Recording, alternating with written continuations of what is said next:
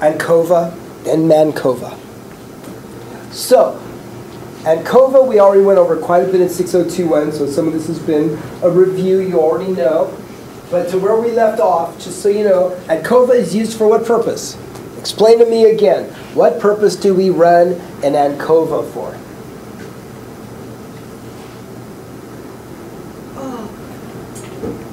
What purpose? Why would we ever run an analysis of covariance? To reduce error variance and systematic bias. Okay, did we get that from the book? My notes. Okay. So, what is a covariate then?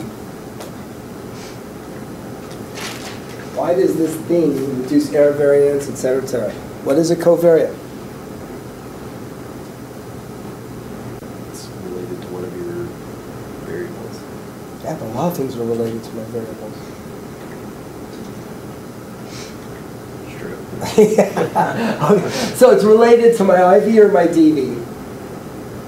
The covariate hopefully is related to what? Your IVs? DV. We hope it doesn't interact with the IV. We're going to talk about that. So it should have a relation with the DV. And what we want to do is you want to see if a group that gets training on emotional intelligence versus a group that does not are different on some index of performance. However, Chad says, I wonder if the number of years they've been in management maybe is kind of a confound. Do you think maybe number of years being in management might have a differential impact or relationship to performance? Yes. Do you think someone who's been 15 years in management versus 5 years in management, they might be different in certain performance? Leadership, decision, autonomy, adaptability, all the indices that measure leadership performance. So then Chad says, so let's control for the number of years that they've been in management. So we know that there's going to be a relationship of the DV and the covariate. And it'd be nice to maybe partial out that variance, right? So to speak, partial out that. Hopefully from, what does MSE mean? Mean squared error. Mean squared. It'd be nice for that to be smaller, wouldn't it? Would that increase or decrease the power of my study? If everything being equal, I'm able to reduce mean square error. Increase. Right, exactly. Exactly. However, again, do we want it to be related or unrelated to the outcome? Related. So step number one, as we went over, is we would love there to be a nice relationship of the covariate and the outcome. So if we wanted to control, looking at how many hours do you exercise per week and self-efficacy is an outcome, and this is rehashed from 2 weeks ago, 3 weeks ago actually, we had a correlation of 0.265. Pretty typical, 7% shared variance. You guys, there's no hard and fast rule, as I said a few weeks ago, to what constitutes a nice relation. In the old days, we used to be told that it should at least have a correlation of 0.3. Yeah, that's just a ballpark estimate. So you want it to at least have a substantive relationship. Well, if it's less than 0.3, Such as here. Here's you don't acknowledge that there's a relationship? Well, yeah, I mean, here's 0.265. Yeah, but how do you interpret that? How to interpret it? The higher, the more hours you work out, the higher your No. I mean, just because it's less than 3, would you just gloss over it? No, I probably would, because if it's still something that theoretically is really important. Right, that's like for you, if you think number of years you've been in management is really just an important confound, covariate, then you put in the model. But hopefully you've got prior research or empirical evidence to show that it does have a substantive relationship. Beyond this. Hopefully, yes. Yes. So here, what I'm going to have you do then is run the one-way NOVA and then the ANCOVA, or the one-way MANOVA and one-way MANCOVA for your homework, just to see if it makes much of a difference. It's kind of a nice comparison. So here's self-efficacy by the demographic. Are you in a relationship? I'm just going to do, are you in a relationship? Yes or no from your in class. So we got, hey, you can see that 87 people are in a relationship, 59 are not, and looking at self-efficacy. Again, would someone be kind enough to tell me what the definition of self-efficacy is? May have had that in a social psych class. They definitely go over that in IO. But definitely social psych is when you would have been introduced to it. It's like individuals' belief that they can handle problems that come their way. Okay. It's not necessarily have to be problems, but it's sort of confidence that you can execute a certain behavior. Yeah. Why is that so important? Because if you don't believe you can do something, you're less likely to make the effort to even. Do you think that impacts healthcare? Yeah. Do you think a 70-year-old who's just had heart failure and now really has to kind of change some behaviors, decrease salt, start exercising? Do you think there's a difference, Zach, of someone who says, there's no way I can do that type of stuff? You can't teach an old dog new tricks, right? Or someone says, okay, you know what? I know it's going to be hard, but I'm confident that I can start decreasing my salt intake. I can start working out a half hour 3 times a week. Think about that performance in school. Do you think your confidence at all impacts your performance as a graduate student? How? Tell me how confidence in any way is different or how it impacts your performance here at Alliant. You said, yeah, right off the bat. Tell me why you think confidence matters. Because if you believe you can figure something out, you're more likely to stick with it long enough to figure something out, as opposed to, I can't do it, therefore I just give up. Absolutely. Do you think some people do that in stats? Absolutely. Yeah, I've seen it through years. I see that through years. I've seen it in undergraduate. Some people say, you know, I've never been good at math and just won't be able to get the stuff. And I'm convinced everybody can. And then that's not a Pollyanna vision. They may have to work hard, but I'm convinced every one of my undergraduates at State and UST can get it, but some just come in with exactly what you were saying, Chad, just this psychological blinders that it's math and I can't do math. So obviously if you have confidence, you can do it. I think even just going to grad school in general, I think a lot of people wouldn't even attempt to go to graduate school. Because they don't have this self-efficacy to think they can attempt it. I've seen that with friends in the past. It's not attempting to go to school because there's. And you think they have the ability to probably do pretty well? It's more you can almost see it in their mindset of they don't think they can do it, so they never even attempt it. Absolutely, that's absolutely true. I have that mindset with big waves. My brother knows that. He goes, I know you can surf large waves. I know it. And I went out larger when I was younger. When I was 18, 19. Now, as a 6-year-old, I don't. And he wants me to go on some of these trips. He goes, once a year, he goes to these trips out in the islands. And he wants me to go. He knows I can surf big waves. And I psyched myself out from doing that because I said, there's no way I can't do it. And it's all psychological.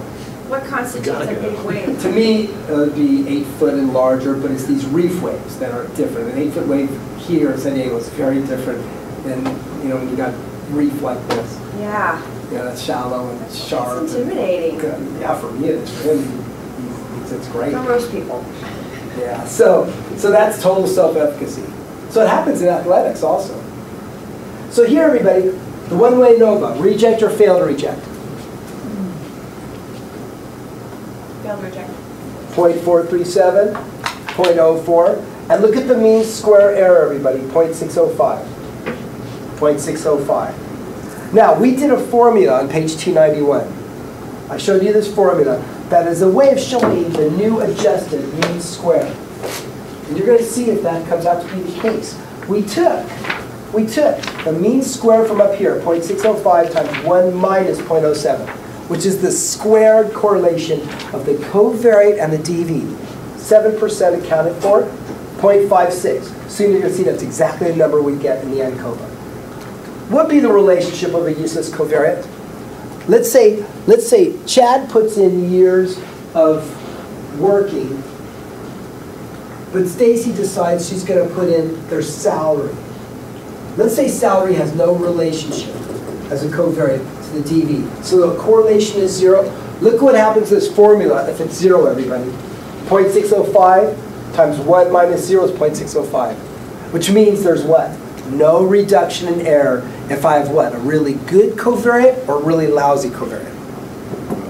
Lousy, yes. There's no help. Except you're going to find your degrees of freedom may go down and your error may get bigger. And I'm going to show you that in a little while. Now look what happens if you have a really strong covariate. 0.8, which almost might seem too large. Wow, the error goes all the way from 0.605 to 0.12. So there's just a quick kind of a mathematical depiction of the reduction in error you get by having a nice covariate. As we went over, you need to limit the number of covariates, everybody. This is all rehash. It's really easy to put in lots of covariates. And I've been on studies where they use 5 or 6 covariates. I co-authored a study on cardiac failure where they had 5 covariates. And they do that a lot in healthcare. Keep in mind, everybody, that you're going to run into problems with intercorrelation if you had too many covariates. If this is covariate 1, let's say Chad puts in number of years of management, while Jocelyn decides to add education. Let's say education has a high relationship with number of years you've been in management.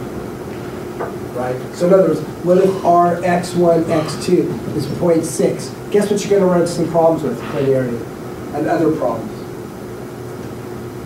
So you want to be mindful not only to minimize the number of covariates, but hopefully that they have a low interrelationship. Second step, as we went over, is assess the linearity of the DV and the covariate. So number 1, there should be a nice relationship. Hopefully there's a linear relationship. Hopefully, and you guys, we've gone over a lot between multiple courses, how to use the lowest line, and to look at the relationship. How many hours do you exercise a week? Self-efficacy. Here's the linear, and there's the lowest. Does it look like it's okay? I mean, it's kind of weird, because we obviously have some outliers, right? A lot of people exercise 10 or less. So then you have these stragglers. But it still is kind of a linear relationship, right? It just means there's not as many data points there. So here we'd be okay. We'd be okay with a linear relationship. If it's nonlinear, if it's polynomial, there are some statistical tools, there are some strategies to deal with polynomial curves. But we won't have to worry about it in this class, but there are strategies to deal with it. The third step is testing the homogeneity of regression assumption. The homogeneity of regression assumption. Here, you essentially are going to test the interaction of group by the covariant. And we did that in 602.1, and we'll do it again in this class. And you hope to fail to reject the null. What is homogeneity regression? For the two group example, everybody, what you would love to have. Here's the covariant. There's the DV, here's group 1, here's group 2. Now true, the intercepts are different, right? The intercepts. But are the slopes the same? There it is. That's the visual capture of the group by covariant interaction. Right? It's group by covariant, and we hope against hope that we fail to reject the null for the interaction of the group by covariant. We hope the slopes are equal. So how do you do this in SPSS, everybody? What you'll do is you're going to set it up like a regular MANOVA or MANCOVA. You're going to set it up. Dr. Glaser, before you go on, so we hope that there's no interaction. What would it mean if there was an interaction? If there is an interaction, there's a few things. Technically speaking, this happened in my dissertation, you can't use it as a covariate because there's an interaction. So the adjusted means may not be making sense, Zach. So technically, you can still treat it as maybe continuous variable and put it in the model as a predictor, which I did. My ability variable for my dissertation interacted with the workload they had. So it did interact, which we kind of didn't want. So we did put ability in at the first step, kind of almost treated as a covariate, but we didn't interpret any adjusted means. Otherwise, there's this thing called the Neyman-Johnson test of significance. There's a Neyman-Johnson technique that can actually, and I do actually do this in 602.1. I found a software that'll do it for you, that'll show which parts, which regions does that significance happen. In other words, if there's slopes like this, you may find out where the significance happens. And that's actually called the Neyman-Johnson technique. So you will still set this up, everybody, as the same general linear model, for now univariate or multivariate. And I'm just going to put diet there, sex right there as a fixed factor, and let's say I want to control for your income as a covariate, right? There you go, that's how you set it up. But to set it up for testing the assumption, you're going to go into model, and hit custom. Because then, guess what you're going to put in? Now, don't forget the main effects, of course. Don't ever forget main effects. And now, guess what you're going to put in? The interaction. And you can do all that by point and click. So you're going to put in the interaction. And the syntax, everybody. If you want to type things out, demo 5, demo 3, demo 3 times demo 5. Remember, the syntax, whenever you see a with, in most softwares, that means a covariant. By usually means a fixed factor. The with means covariant. And there it is. That's going to test the interaction for homogeneous regression. And you run this once, and you hope against hope that it's what? Significant or not significant, as with all the other assumptions. So there's the interaction. P is 0.689. Happy or sad? So guess what? We're okay with homogeneous regression. So far we have kind of a small but moderate correlation with the outcome, the covariate. We see that we have a linear relationship, looking good. And we've met the homogeneous regression assumption of equal slopes. Yes? In your notes, when you write happy or sad, and you don't, can you answer that question in the notes for when we're going back through them later? Okay, you know what the problem always is? I realize that I leave that in the notes, and everybody always gets the, especially undergraduate, they want me to type all the answers for their notes because they study. But now I realize the future generations that the answer is there. So when I say, are we happy or sad? And these people, they see the sad right there, right? They go, well, it's on your notes. Just maybe put it like half a page. I know, but is it happy or sad? Happy. See, I'm deliberately not doing that. So happy. And here's the ANCOVA, everybody. So ANCOVA is a combination of regression and ANOVA. It really is a combination of regression and ANOVA. The ANOVA results that are adjusted for the linear relation between the DV and the covariate. So you're going to see that there's a regression equation, part of the output. There's a regression equation. So partition sum of squares. Remember good old ANOVA, everybody? Sum of squares of total equals sum of squares between plus sum of squares of within. But look what's a little different with ANCOVA. Sum of squares between plus within. But do you notice the little x? Which means we're controlling. Right? We're controlling for the covariate. Just like a partial correlation, right? Kind of like good old partial correlation. Right? Somewhat reminds you of partial correlation, right? When you might have something like R, Y, X1 dot X2, right? Kind of similar, right? Y and X1 controlling for X2, so it's very similar. So here's the actual ANCOVA. So what you got to remember to do after you've tested the homogeneous regression assumption, and then I did put that in the notes.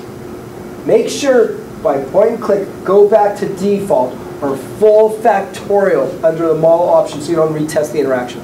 So now you need to get rid of that interaction. Which means, can you see we got rid of it in the design syntax? It no longer has demo 5 times demo 3. So now you're just doing your garden variety ANCOVA, everybody. Your garden variety ANCOVA. And it's a good idea under options to get descriptive stats, effect size, homogeneity test, and display means. I want you to display the means because you're going to get the adjusted score. Because soon you're going to see the ANCOVA and the MANCOVA ultimately analyzes adjusted scores. And you're going to see how that adjustment bears fruit in just a couple minutes.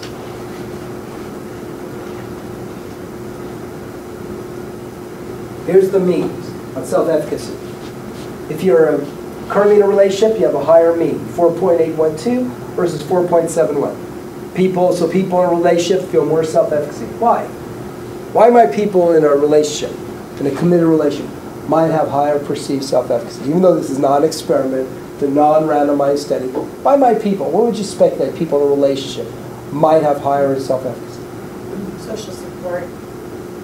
influences self-efficacy. Okay, yeah, maybe having that social support, absolutely.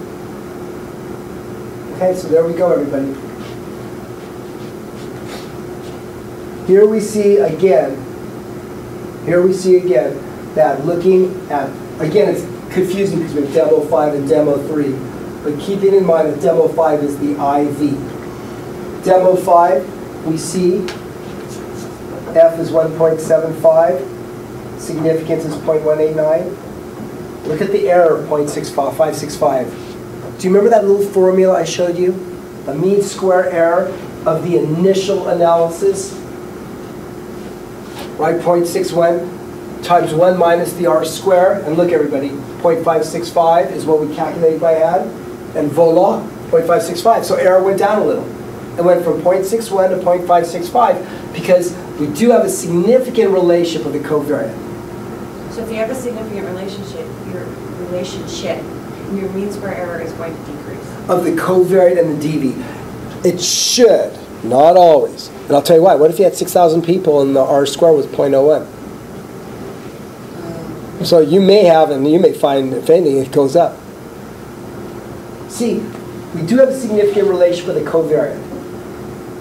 There's that 0.07, right? 7.8% of variance is shared between the covariate, number of hours you exercise, and self-efficacy, but we still do not have a significant difference once we control for that covariate.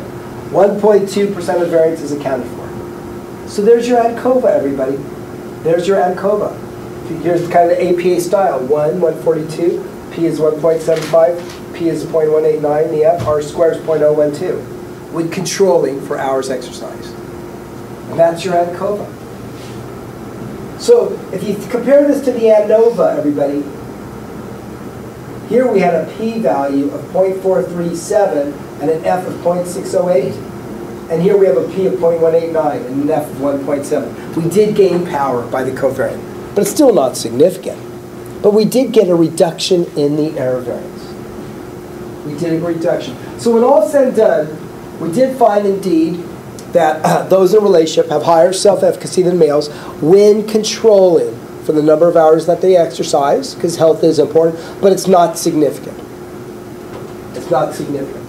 But at least we have a significant relationship with the covariate. Otherwise, you've really lost power. Why? What do you notice is the degrees of freedom for the error term, everybody, with the covariate? What's the degrees of freedom for the error term with the covariate?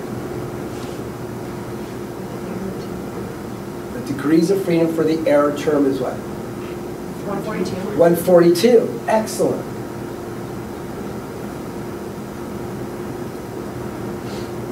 What do you notice it is here? Why does it go up to 144? Actually, it should be 143, the covariates. But what happens is the degrees of freedom actually, when you have a covariate in the model, or two, it goes down by a degree of freedom. And if you think about it this way, everybody, it sucks away a degree of freedom. So let's say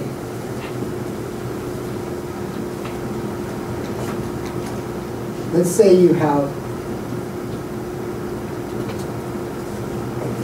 degrees of freedom for the error term. Mean square error is, say, 150 for the good old one-way ANOVA.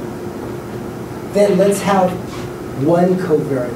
Degrees of freedom with x1 as a covariate. Goes down to 149. For two covariates, guess how much it's going to go down by? 2. 148. So it has less power to vary? Well, what it means is, let's pretend Ryx1 equals 0. Let's do the worst case scenario. No relation of their covariate and the outcome. Which means your sum of squares. Let's say your sum of squares is 300. 300. 300. What's 300 divided by 150? 2. 300 divided by 149. Guess what? Your error is going to go a little bit up. When you have what? More covariates. It's going to suck away degree of freedom. So that's why sometimes people say, I always thought a covariate will always increase power, reduce error. Generally it will, But if it has a useless relationship and you incorporate multiple covariates, it's going to suck away stuff from the degrees of freedom. So it can shoot you in the foot. So every cardiac study, when we used to control for age, gender, and comorbidities, those were 3 covariates. They were not always very highly related to the outcome. And we actually sometimes had less power.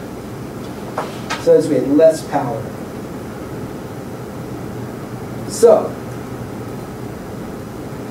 do you always want the covariate to be significant?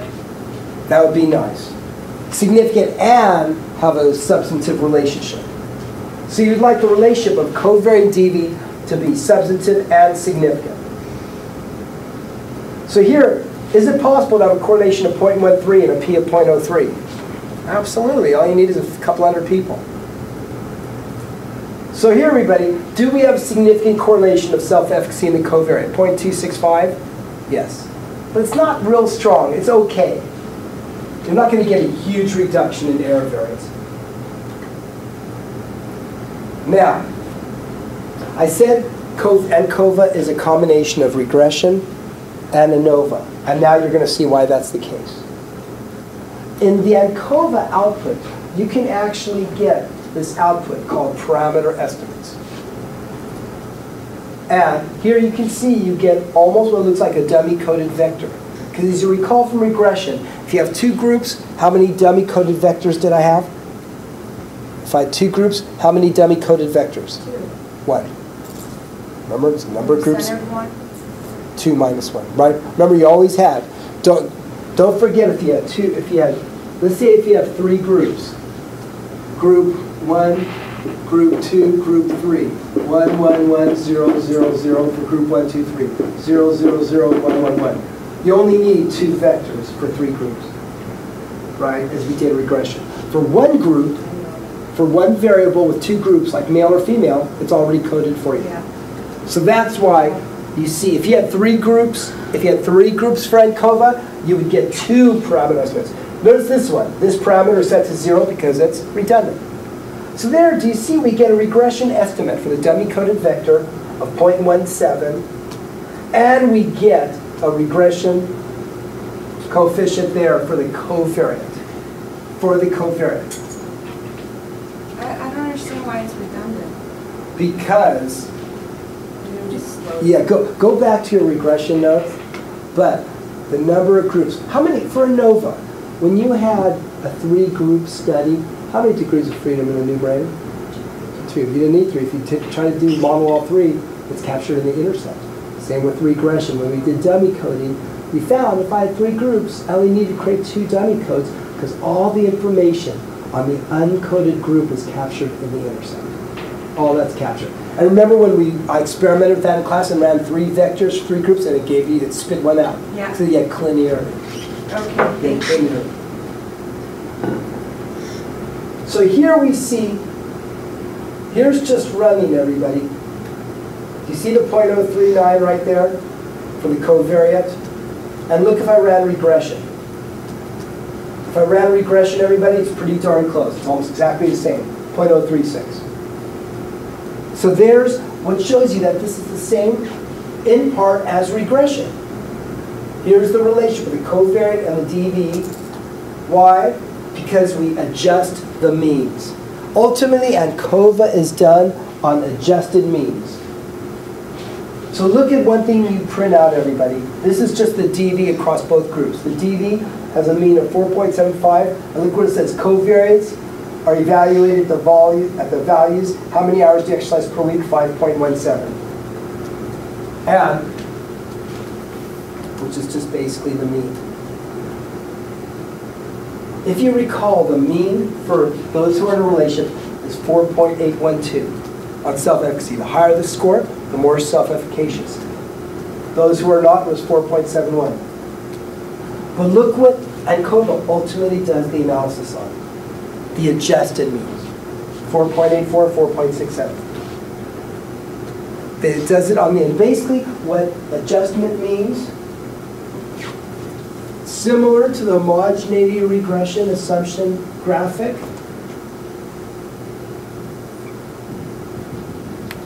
Let's say this is males and females on a leadership inventory. This is the relationship of X and Y. The covariate will adjust down and or up. They'll adjust the means based on the relationship of what? It'll adjust the means based on the relationship of what? Covariate. Covariate and the, you got it. Usually, it'll adjust them to be a little closer.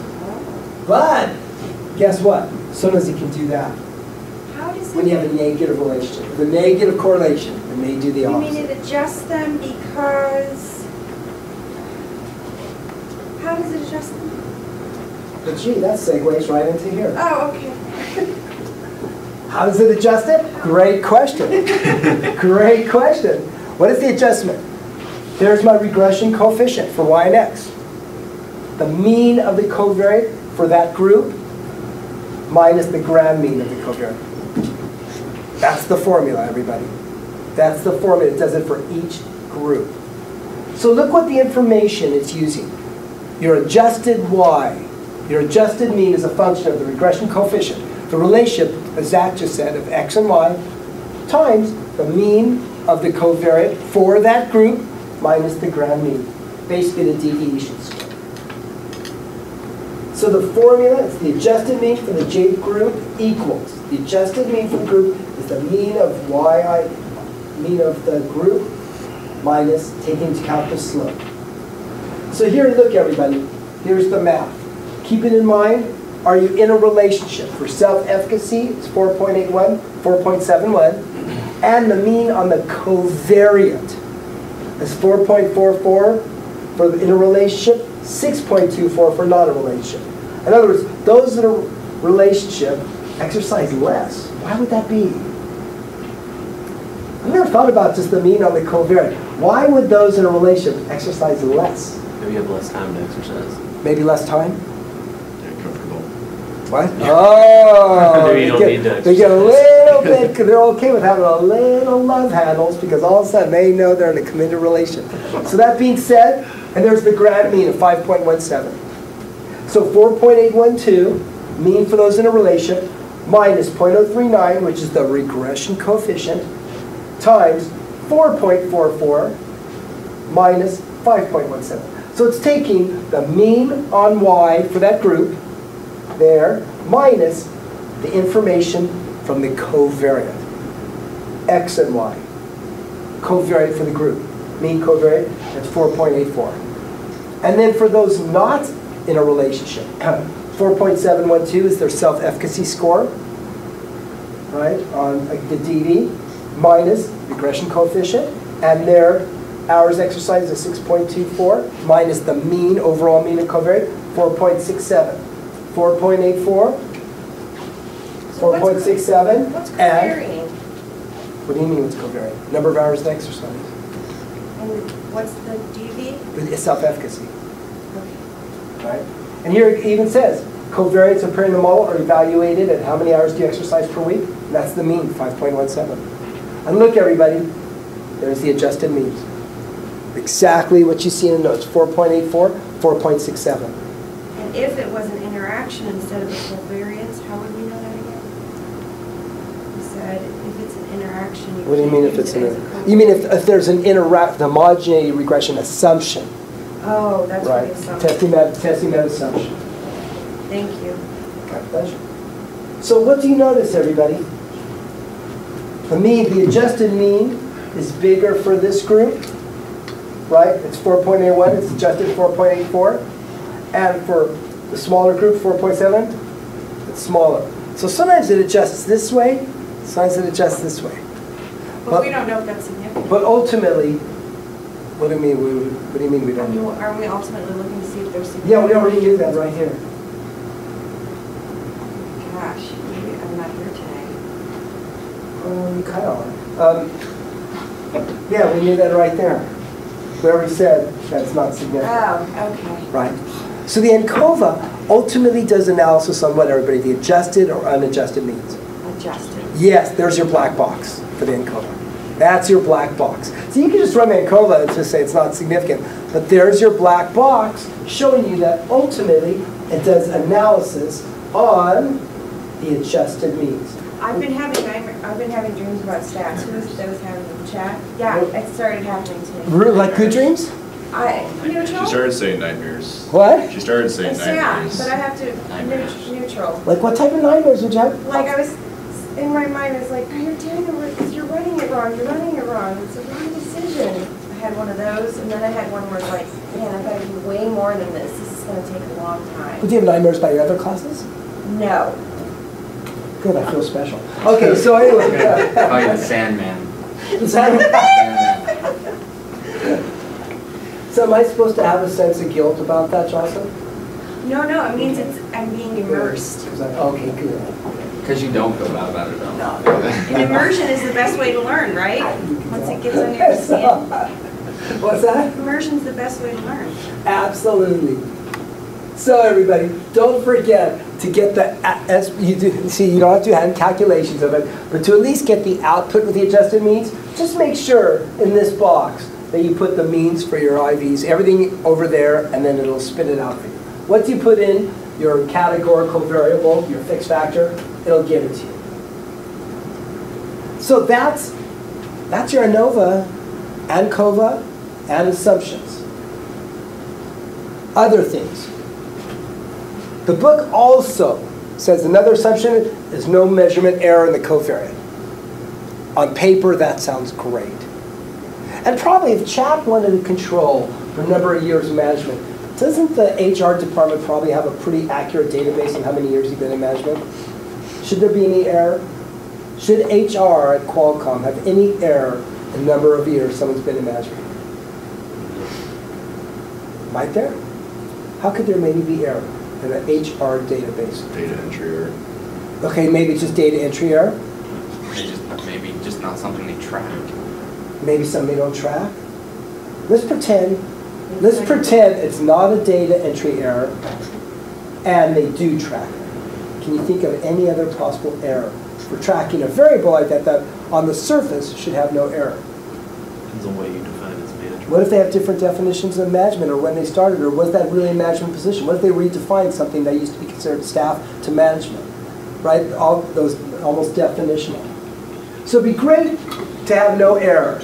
But what if you want to control for job satisfaction and your reliability is 0.8?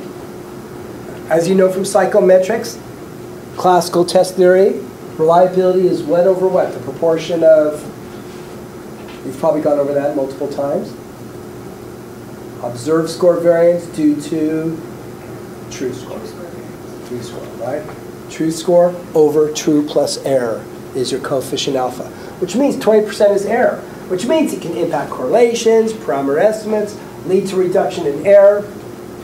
So it sounds great here in the book, everybody, to have no measurement error, but it's going to happen. Now, true, if Chad decides to control for sex, male, female, I doubt they're going to have a data entry error at an HR at Qualcomm. I really doubt it. So that probably will have no error. But what if you want to control for self-reported depression? Is there going to be some error in something like that? Absolutely.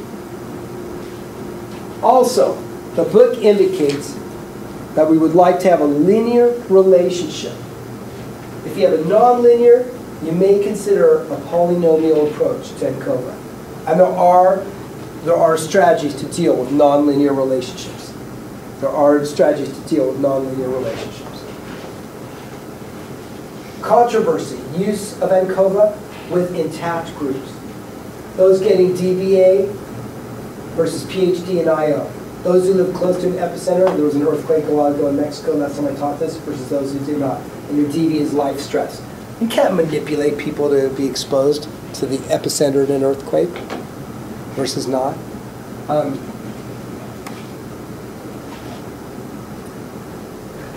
The healthcare plan is going to have some interesting implications. 2 days ago, there was a front page article in the LA Times. They said some groups are going to see a 30% increase in their insurance. Some of the groups. Some groups will see a reduction. It's going to really vary what you're going to see. Somehow someone's got to pay the piper. We got to cover 30 million people. Right? We got to cover now 30 million uninsured people. So, can I randomize you to have your premiums increase or decrease? Probably not. But are there going to be some people that are going to see an increase, some that are going to see a decrease? And I could do between group analysis on how satisfied you are with health care, et cetera, about President Obama's affordable health care plan. So, the book indicates one controversy is some researchers have argued strongly against using ANCOVA with intact groups. It's important that the book doesn't take, Stevens doesn't agree with that, but what are some of the groups? The use of several covariates will not equate intact groups and what should never be diluted into thinking it can. See, people feel if I have those who, what might be related? Let's say I do have people who saw an increase in premiums versus decrease. And my DV is how satisfied you are with your health insurance. What might be related to that? What might be a really good covariate that's related? What's that? Okay, maybe income. What else?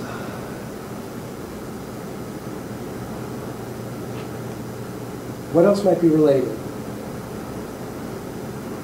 How healthy you are. Number of diseases you have. Number of times you have to go to the hospital, see a doctor. The problem is, though, it doesn't, people sometimes think with an ANCOVA.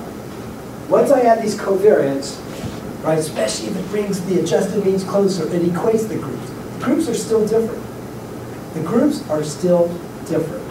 And they may be very different on income, education, how many illnesses they have, how much unemployment they've had in the last few years. So it doesn't equate. If you really want to try to equate them, then there is a thing called matching. There is a thing called matching where you try to match, but they're still going to be different. And I want to also discuss with you, sometimes people think that one way of getting a covariate is if the groups have unequal means. Some people think if I have males and females, and depression, the mean is 10, the mean is 14. Anxiety, the mean is 9, 18, and the p-value is 0.02, 0.01. Oh, great, I'll use depression and anxiety as a covariate. Sometimes people think if there's mean differences on the covariates for my fixed factor, whether it's an intact group or experiment, that will help me decide to use it as a covariate. And that's not the case. And I've seen many people think that. Is there a chance there could be between group differences on the covariate? On the covariate, but the covariate is not related to the DV. Right? So the main thing is that there should be a substantive RYX. You can have mean differences, everybody. Maybe, who tends to be more depressed, females or males? Who historically has tended to have higher scores on depression inventories? Females. Females. Who's tended to have more upper body strength, males or females? So you're doing an entrance exam for firefighters. Are you going to be shocked that males will have more upper body strength? Right. So in other words, if you have mean differences, that doesn't necessarily warrant the use of that as a covariate. What matters more is that it yields a relationship to the outcome. It yields a relation. I've had to discuss that with a few of my clients to really understand that. The book indicates there could be many other variables that you have not measured that furnish evidence of inequality between groups. So just because you equate them, everybody, on a covariate, or so you think there may be other variables, because Stacy's doing her study on emotional intelligence, and she has decided to delete how their an index of adaptability. Maybe adaptability is really important for someone in a leadership position, right? So bottom line, ANCOVA is not a global panacea for non-randomized studies or different intact groups. So I have those who got training, those who did not at Qualcomm. I was not able to randomize. I took volunteers, and I'm going to go ahead and control for all these covariates. It doesn't miraculously make them equal. It doesn't miraculously make them equal, even though there are some pretty sophisticated tools out there, such as propensity analysis, matching, that can help to make some groups equal and use that as a covariate, which we're not going to get into in this class. Some opine we should never use ANCOVA for non-randomized studies. But that's way too rigid. Just think about this, everybody. If you have perfect randomization, guess what? Groups will be equal in the covariance. If randomization works perfectly, they'll be equal, but it doesn't always work perfectly. So that's the general notion, everybody. We'll have a break in a few minutes. Alternative analyses for pre-post tests. Alternative analyses. What if you have pre- and post-test data, everybody? What if you're going to give some leaders a pre-test, you're going to do an intervention, then a post-test? A lot of times people use the pre-test as a covariate. A lot of times we use pre-tests. So what are some options? Well, you can do an ANOVA on a difference score. A difference is sometimes called a gain or change or difference score. Post-test minus pre-test. Just do an ANOVA. So here we go, everybody. Let's say I have pre-test, post-test, and a group. And I'm going to create a difference score. I'm going to create a difference score. 5 minus 3 is 2. 6 minus 4 is 2. 6 minus 6 is 0. There, it's a difference score. And here's my mean on the difference score. So I can do an ANOVA. There's group 0, group 1, group 2. This group has a bigger mean change than this group. And I just do an ANOVA. That's one thing you can do. And we see the p-value is 0.098. The f is 3.5, and we fail to reject. So that's one thing. If you have a pre-post-test design, with two groups, you could just do a change score analysis. But what are we not tracking? Time. What if you really want to know the mean at time 1 and the mean at time 2? Which means, as you recall so fondly from 6021, remember the mixed ANOVA, everybody? When you have a between and a within subject? Mm-hmm. Right? So here's a 2 by 2, everybody. Here's a 2 by 2. Pre-test, post-test, group 1, group 0. So there you see it captures the 2 by 2 to see if the two groups are different across time. And we did that a lot in 6021. And look, everybody, how interesting. It's the same. It's exactly, look at this, everybody, same as above. F is 1 and 8, 3.5, P is 0.098, R squared is 0.304. So guess what? When you do an analysis on the gain score or the change score, it's the same as doing the 2 by 2. It's the same. But the difference is in terms of reporting means. Right? You don't get all the means for each time. You get a change score as opposed to the means for each time. So those are just some options you can do, everybody, with a pretest. Generally not recommended. In the old days, sometimes people would do an ANOVA on the residual scores. Yeah, I saw that. Yeah, some people would do ANOVA on the residuals.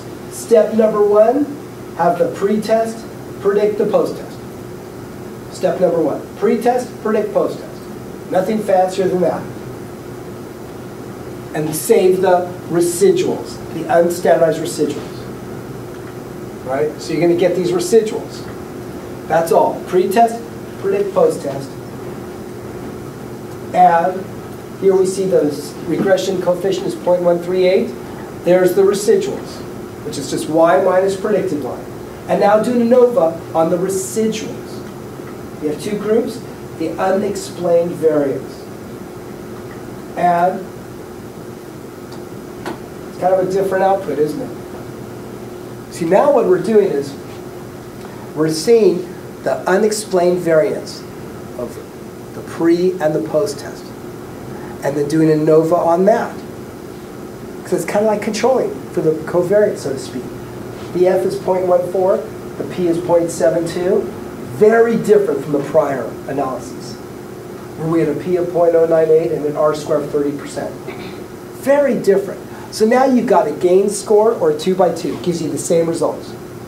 The other is using initially a regression approach and doing a between group analysis on the residuals.